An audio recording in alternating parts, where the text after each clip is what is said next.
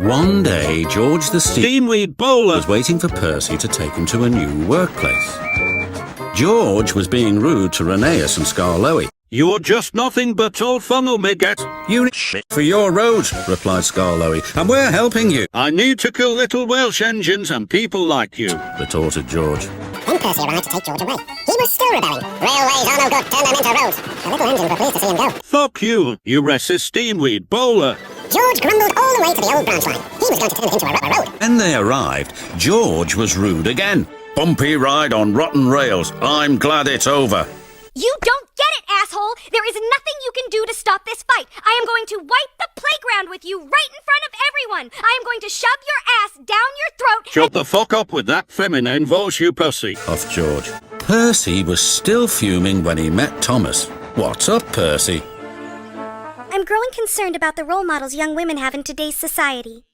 It seems that lewdness and shallowness are being exalted while intellectualism is looked down upon.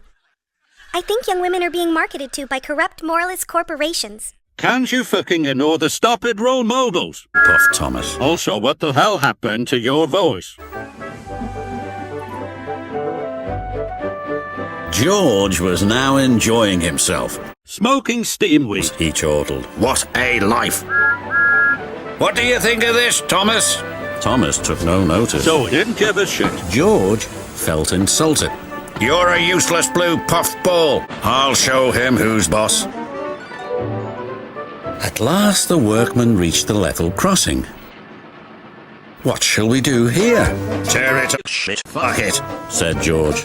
So they did, but not properly, and George knew it too. Later, Thomas was travelling home on the same line. He was pulling trucks filled with cocaine and Mountain Dew. The signalman had forgotten to warn his driver about the crossing. "That's nice, we don't need to stop," said Thomas happily. "Yes," called his driver, but it was too late. Bloody hell.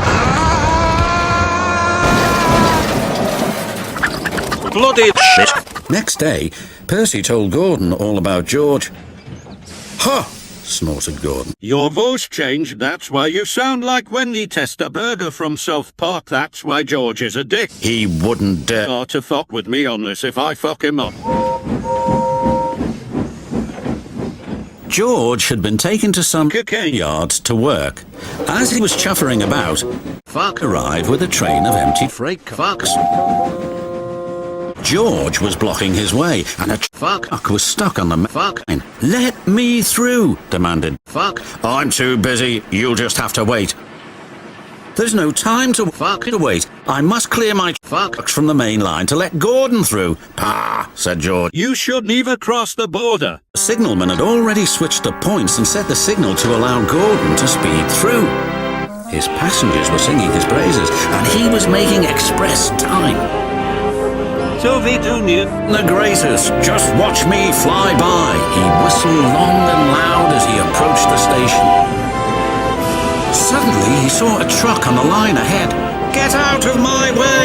But the truck wouldn't move. Until Gordon forced it and killed George by accident.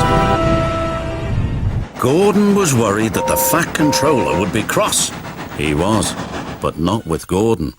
"Whoever caused this disturbance will have me to answer to." And he did, a few days later. "Looks like the motherfucker is fucked," said Thomas. George had been found out by the Fat Controller and punished. He looked miserable. You went to learn from them, but instead you became one of them, right? Fought against your own kind when you knew we'd stop at nothing, said Percy. "I want to get rolling again, but I've got to wait a whole week till I do." "And then you'll be just as rude as ever. Eh, George?" "I hope not, don't you?"